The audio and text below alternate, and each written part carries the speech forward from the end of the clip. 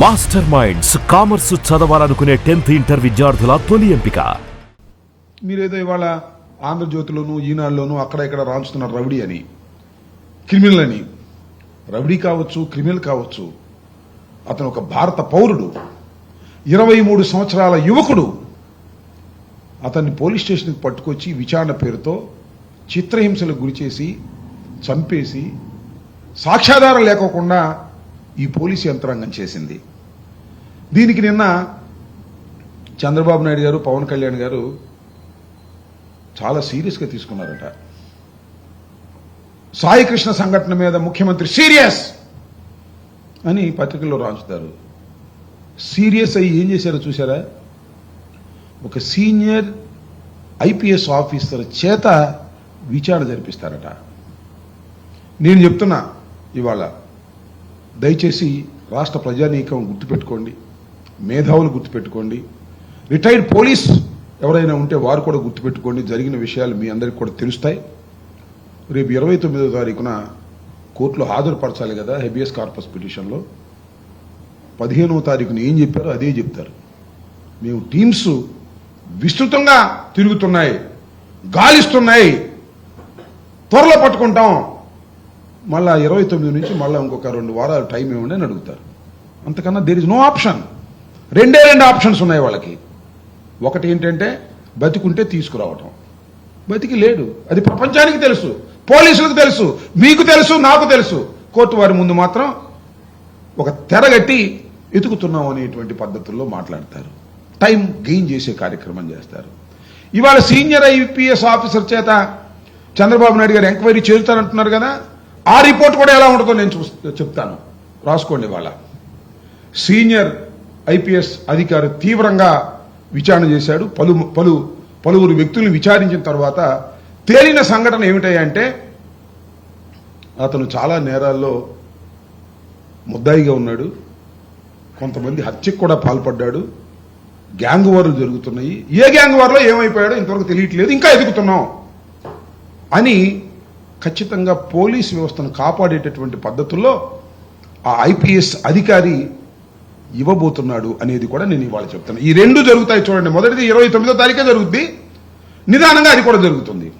ఎందుకు ఇదంతా చెప్తున్నానంటే రాష్ట్ర ప్రజానీకం గుర్తుపెట్టుకోవాలి. ఈ సంఘటన జరిగింది ఎక్కడో మారుమూల ప్రదేశంలో కాదు, ఎక్కడో పల్లెటూరులో చిన్న పోలీస్ స్టేషన్లో కాదు, విజయవాడలో రాజధాని నడిబొడ్డులో కృష్ణలంక పోలీస్ స్టేషన్లో. ఎంత దూరం ఉంటుందండి కమిషనరేట్కి, డీజీపీ ఆఫీస్కి, ముఖ్యమంత్రి గారి నివాసానికి, ఉప ముఖ్యమంత్రి గారి నివాసానికి, మాజీ ముఖ్యమంత్రి గారి నివాసానికి ఎంత దూరం ఉంటుంది? ఎంత ఇంటెలిజెన్స్ ఉంటుంది? ఎంత పోలీస్ యంత్రాంగం ఉంటుంది? అలాంటి చోట నేరం జరిగితే ఇంతవరకు చాచవేత ధోరణి ఒప్పుకోలేవండి. పోలీసులు చంపేశారు, దహనం చేశారు అనేది. నేను ఇక్కడ ఇంకొక విషయాన్ని కూడా చాలా స్పష్టంగా చెప్తున్నాను. నాకు చాలా సమాచారం ఉంది. ఆ సమాచారం సీనియర్ ఐపీఎస్ ఆఫీసర్ విచారిస్తే ఆ సమాచారం అంతా కాలగర్భంలో కలిసిపోద్ది, భూస్థాపితం చేసేస్తారు. సాయి కృష్ణ చనిపోయిన తర్వాత అందరు అఫీషియల్స్కి కూడా ఇన్ఫర్మేషన్ ఇవ్వడం జరిగింది. సిఐ నాగరాజు అండ్ టీం వాళ్ళ పర్యవేక్షణలోనే కమిషనర్ రాజశేఖర్ బాబు, డీజీపీ హరీష్ కుమార్ గుప్తా, హోంమంత్రి వారి కనుసన్నలలోనే 2వ నేరం జరిగింది. మొదటి నేరం మర్డర్, 2వ నేరం ఆ మర్డర్కున్న సాక్ష్యాధారాలను తుడిచివేయటం. అంటే ఆ డెడ్ బాడీని తీసుకువెళ్లి ఖననం చేసి బూడిద చేసి ఉన్నాడా లేడా సాక్ష్యమే లేదు. ఇప్పుడు చచ్చిపోయింటే ఎవరు నమ్మటానికి వీల్లేదు, ఉన్నాడంటే నమ్మడానికి వీల్లేదు. సందిగ్ధంలో పెట్టేదానికి సాక్ష్యాధారాలను తొలగించే కార్యక్రమంలో మొత్తం టోటల్ పోలీస్ యంత్రాంగం, హోం మంత్రి దగ్గర నుంచి హరీష్ కుమార్ గుప్తా, రాజశేఖర్ బాబు, ఇంకా పోలీసులు చాలా మంది ఆయనకు సహకరించారు. తీసుకువెళ్లి దహనం చేసే కార్యక్రమంలో మరొక మాట కూడా చెప్తాను. చనిపోయిన తరువాత 2-3 రోజులు ఆ శవం అక్కడే ఉంది. హాస్పిటల్కి తిప్పారు, ప్రైవేట్ ఆసుపత్రికి, మాచురికి తిప్పారు, తర్వాత బాత్రూంలో పడేసి అతి హీనంగా చూశారు. ఏం చేయాలో అర్థం కాక అందరూ గూడిపుటాని అయ్యి మొత్తం పోలీస్ యంత్రాంగం అంతా హరీష్ కుమార్ గుప్తా దగ్గర నుంచి హోంమంత్రి దాకా అందరూ కుమ్మక్కైపోయి దీన్ని ఏం చేయాలని చివరికి దహనం చేయాలని నిర్ణయించుకున్న తర్వాత చేశారు. ఇంత పెద్ద నేరమే సమాజంలో ఎక్కడా జరగదే. సమాజంలో గ్యాంగ్ వార్లో కూడా జరగదు. సినిమాల్లో చూస్తామే పెద్ద పెద్ద బాసులు, వాళ్ళు కూడా చేయరు.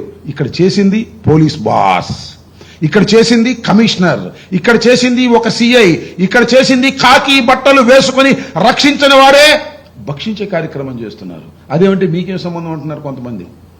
అంటే రక్షక భటులే భక్షక భటులై చేస్తుంటే ప్రేక్షక పాత్ర వహించి వీక్షిస్తూ ఉండాలా మేమని అడుగుతా ఉన్నా. గుండె కరిగి మాట్లాడుతున్నాము తప్ప వారి మీద కక్షతో మాట్లాడటం లేదు. పవన్ కళ్యాణ్ గారికి నేను విజ్ఞప్తి చేసే ఎంక్వైరీ ఏమంటే, పాపం పవన్ కళ్యాణ్ గారు అమాయకుడు, అతి తెలివిగలవాడో నాకు తెలియదు కానీ పవన్ కళ్యాణ్ గారిని పక్కన పెట్టుకునే ఐపీసీ అధికారి చేత విచారణ జరిపిస్తామని నేను ఆర్డర్ చేశారు. ఏమిటి అన్యాయం అని అడుగుతా ఉన్నా. ఏం జరుగుతుంది ఈ రాష్ట్రంలో? చివరికి ఏ విధంగా అయితే సాయి కృష్ణని బూడిద చేసి సాక్ష్యాధారాలు లేకుండా చేశారో ఈ ఎంక్వైరీని కూడా అధపాతాళంలో పాతివేయటం కోసమే ఐపీఎస్ అధికారిని విచారణకు వేశారు. ఏమని నాకు తెలియకూడదు. ఒక లాకప్ డెత్లో మనిషి చనిపోతే ఆ తర్వాత మాయం చేస్తే ఒక సీనియర్ ఐపీఎస్ ఆఫీసర్ చేత విచారణ జరిపేసి గోతిని పూర్తి చేద్దామని అనుకోవటం చంద్రబాబు నాయుడు గారి ధర్మమేనా? మానవత్వం మీకుందా? ఆ తల్లి ఘోష మీకు వినపడిందా?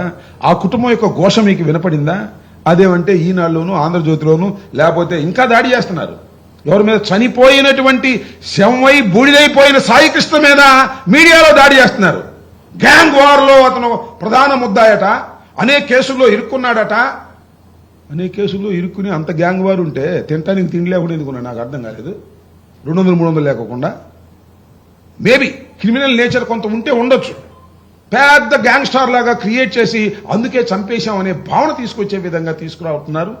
ఇది చాలా దురదృష్టకరమైనటువంటి పరిణామం. ఇప్పటికైనా నేను మనవి చేస్తున్నా, హెచ్చరిస్తున్నా ఈ ప్రభుత్వాన్ని, తక్షణమే సిబిఐ ఎంక్వైరీ వేయండి. వాస్తవాలు బయటకు వస్తాయి. ఎవరెవరు దీనిలో పాల్గొన్నారో బయటకు వస్తాయి. నేను ఒక మాట అడుగుతున్నా, చంద్రబాబు నాయుడు గారు, పవన్ కళ్యాణ్ గారు, హోంమంత్రి గారు, మీకు తెలియదా అతను కాల్ చేసినట్టు? చెప్పండి. ఎందుకు తెలిసి నాటకం ఆడుతున్నారు? చెప్పొచ్చు కదా, మీడియా ముందుకు వచ్చి పోలీసులు కాల్ చేశారని చెప్పొచ్చు కదా, ధైర్యంగా వాస్తవాన్ని ఒప్పుకోవచ్చు కదా. వాస్తవాన్ని ఒప్పుకోకుండా దాగుడు మూతలాడేటటువంటి కార్యక్రమం చేస్తున్నారు.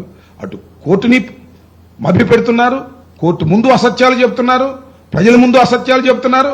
కానీ ప్రజలకు అందరికీ తెలుసు సాయికృష్ణ అతి దారుణంగా చంపి కాల్చి బూడిద చేసేశారు, సాక్ష్యాధారం లేకుండా చేసేశారు అనేటువంటి పద్ధతుల్లో ఇవాళ జరిగితే ఇంత క్రూరంగా, ఇంత అన్యాయంగా, మానవ సమాజంలో ఎక్కడ జరగని విధంగా పోలీసులే చేస్తే, రక్షక భటులే ఈ విధంగా చేస్తే ఎక్కడికి పోతుంది సమాజం అని అడుగుతా ఉన్నా. ఇది ఒక కన్నీటి గాథని కూడా ఈ సందర్భంగా మనవి చేస్తున్నా. అదేమంటే వాళ్ళ కుటుంబ సభ్యుల్ని బెదిరిస్తారు, మభ్యపెడతారు, డబ్బులు ఇస్తారు. ఎవరు వెళ్తారు డబ్బులకి? జనసేనోళ్ళే వెళ్తారు డబ్బులకి. వాళ్ళు జనసేనోళ్ళు కాబట్టి. ఇదంతా నేను చెప్పిన మాటలు కాదు, ఆ కుటుంబ సభ్యులు చెప్పినటువంటి మాటలు. ఒకవైపున ఐపీఎస్ అధికారిని ఇచ్చి దాన్ని భూస్థాపితం చేసేటటువంటి కార్యక్రమం, మరొక వైపున డబ్బులు ఆశ చూపి ఆ కుటుంబం యొక్క నోరు నొక్కేటటువంటి కార్యక్రమం, కోర్టు ముందేమో టైం అడిగేటటువంటి కార్యక్రమం. ఈ రకంగా ఒక అతి ఘోరమైనటువంటి సంఘటనని, భారతదేశంలోనే ఇంతకు ముందు ఎప్పుడూ జరగనటువంటి ఒక అతి క్రూరమైనటువంటి సంఘటనని బరియలు చేయాలనేటువంటి ప్రయత్నం చంద్రబాబు నాయుడు గారు చేస్తున్నారు. దీనిలో చంద్రబాబు నాయుడు గారి దగ్గర నుంచి, ముఖ్యమంత్రి దగ్గర నుంచి కానిస్టేబుల్ వరకు ఈ దహన కార్యక్రమాల్లో నిమగ్నమై ఉన్నారు. వాళ్ళందరికీ తెలుసు. దీని మీద సిబిఐ ఎంక్వైరీ వేయవలసిన అవసరం ఉంది. సిబిఐ ఎంక్వైరీ వేయకపోతే చాలా ప్రమాదం జరుగుతుంది.